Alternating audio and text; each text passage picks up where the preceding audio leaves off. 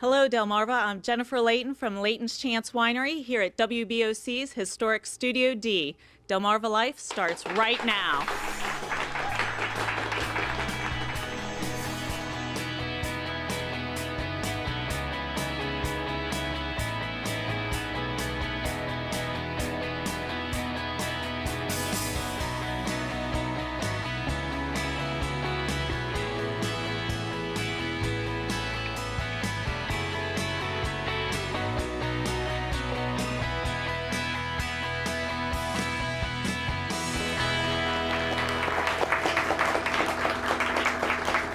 Good afternoon. It is Thursday, March 1st. I'm Lisa Bryant. March 1st. Yes, it's here. Wow. I'm Jimmy Hoppa. Welcome to Delmarva Life from Studio D. And good afternoon to our studio audience. Look at you guys. So glad to have you here today on this first day of March. So, a beautiful afternoon. It feels more like May 1st. Oh my goodness. I don't know if March is coming in like a lion or like a lamb, because at midnight last night it was still pouring rain. It was blowing and the wind blowing some this afternoon. So I don't know if they call it. My only prediction has been the lion's going to lay down with the lamb, and that's all I got. That's a whole other topic, but anyway. That's a whole other topic, that's right. Well, the warm weather really has a lot of people thinking about planting. I know I'm itching to get a garden going, but I read in the Cape Gazette this morning that unseasonably warm weather probably shouldn't have you itching to plant. You need to wait a little, just hold off a little bit, because we may still get a frost. It's possible. So if we did plant and it sprouted, it's going to die off. Anyway. Well, you know, if you're itching the plant, maybe do it inside. You know, plant your seedlings inside, because the new seeds are here. That picture, by the way, from the Cape Gazette was from Pepper's greenhouse and in Sussex County, and they're just saying, you know, just hold off, plant inside, wait until we're out of the danger zone as far as frost is concerned, then you can head outside, get in the dirt. Because we've had some good March snows in the past. We have? Long in the past, fortunately, way back in the past. But yeah, I had somebody point out to me, well, you remember back in, what was it, 69, 66, something like that. There was something back in 70-something. I don't know.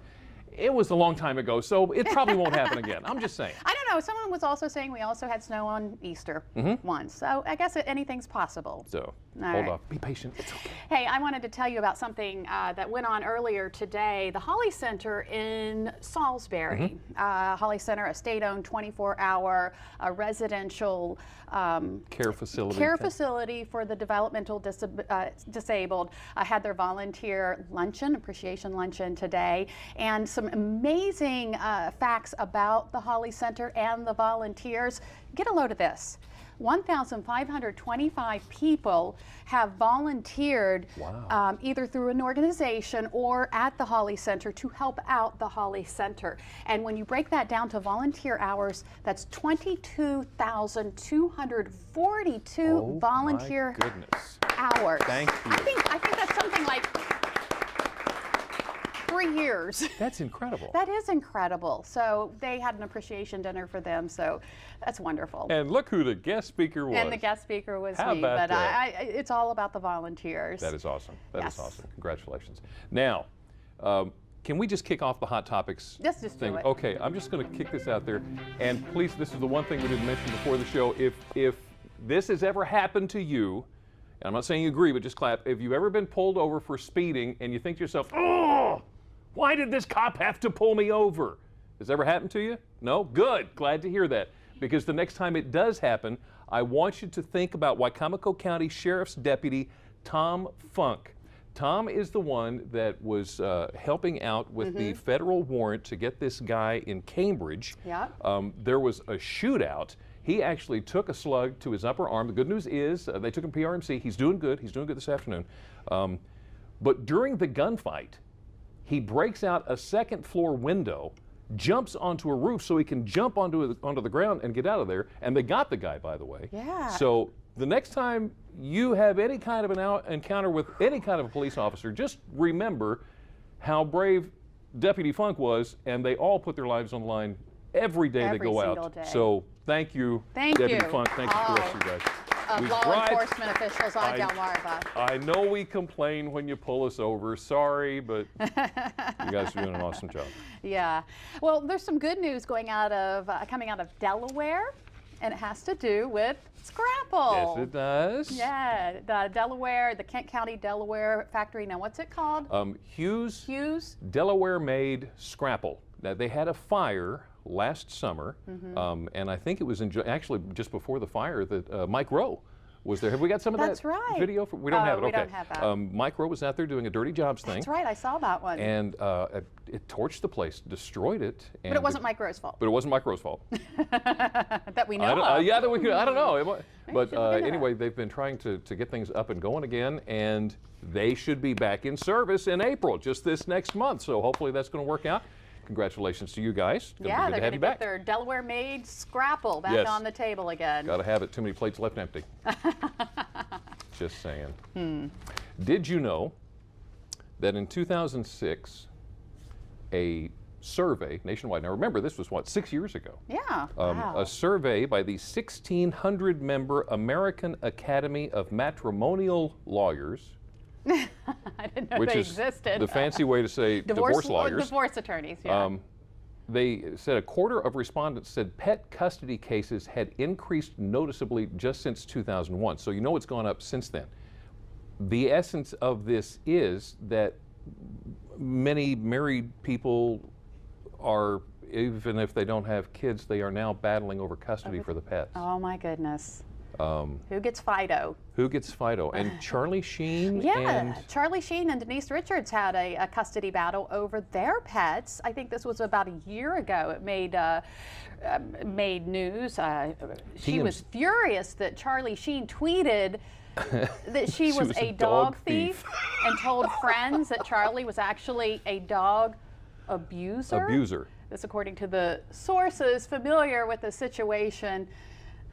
As reported by TMZ, don't know if that has any weight to it or not. The story's kind of old. It was about a year ago, but still. It's amazing that this is really coming into play now. That people are actually having to go to court and decide who's going to take the animals. I don't know. I don't plan on getting a divorce ever anytime soon. But I'm pretty sure my husband wouldn't sue me for custody of the rabbit. Pretty sure. Let you have it. He Here, just honey, let me have it. Take the rabbit. Take the rabbit. There's the door. And the goldfish. I'm pretty sure of that. How many of us have cell phones? You guys got cell phones? I got a cell phone. Who doesn't have a cell phone? Who doesn't have a cell phone? That's the question you asked. Does anybody not have a cell phone? See? All I heard was crickets.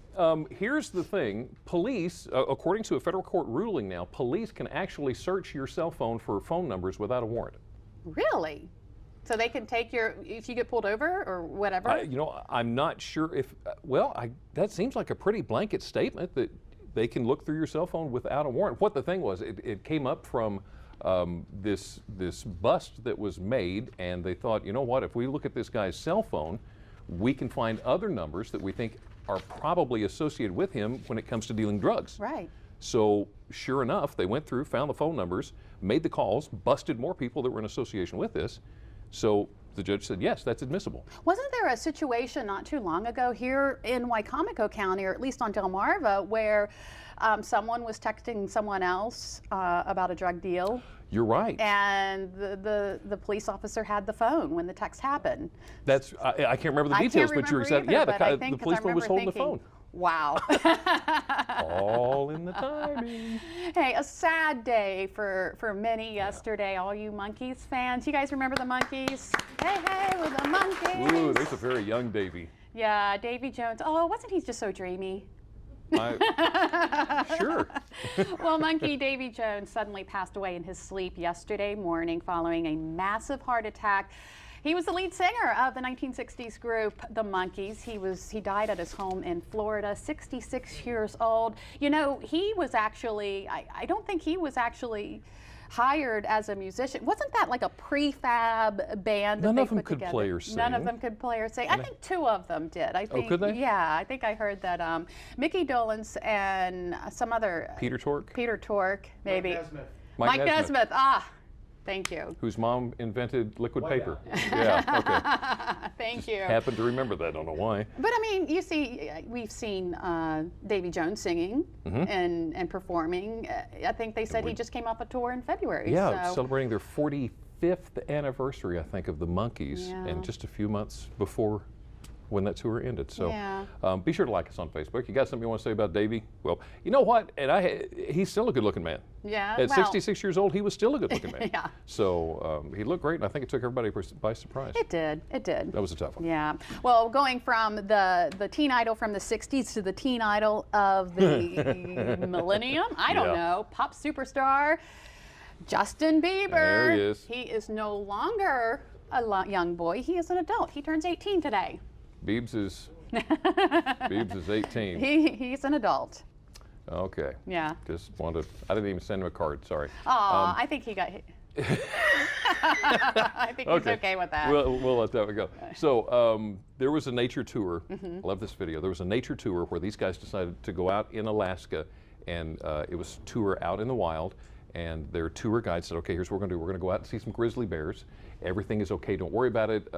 We're not going to be threatening them. It's not their mating season, so they're not aggressive." You can hear it coming, can't you? I can hear it coming. So they go out. Can we go ahead and roll that video? So they go out, and lo and behold, take a look at this. Ooh. While they're out there, this grizzly turns around and charges them. And they're still standing there taking video? They already went through a safety course saying, okay, you got to sit down, look down, don't make eye contact, and stay very quiet to not aggravate the bear. Oh my gosh. So the bear's checking them out. The bear actually got close enough, it said, to sniff the hood. Now watch this. Here on the right, you see this lady. She was shooting video with her cell phone. See there? Yeah. Now, the bear's still checking them out, and she looks at the camera like, oh my gosh. And the bear eventually went away. And no one panicked. That was an awesome thing. Nobody Because panicked. your instinct would tell you, Gotta go. yeah. I'm out. Yeah, See ya. that's it. I'm running now. Oh my goodness. All right. I'll remember that next time I'm out with grizzly bear. bears. Still ahead on Delmarva Life. You've heard of pairing wine with food. How about pairing wine with books? Up next on Delmarva Life, the new book club that does just that at a local winery. Plus, we're going to rock out with the Funsters, and these guys are going to take us to break.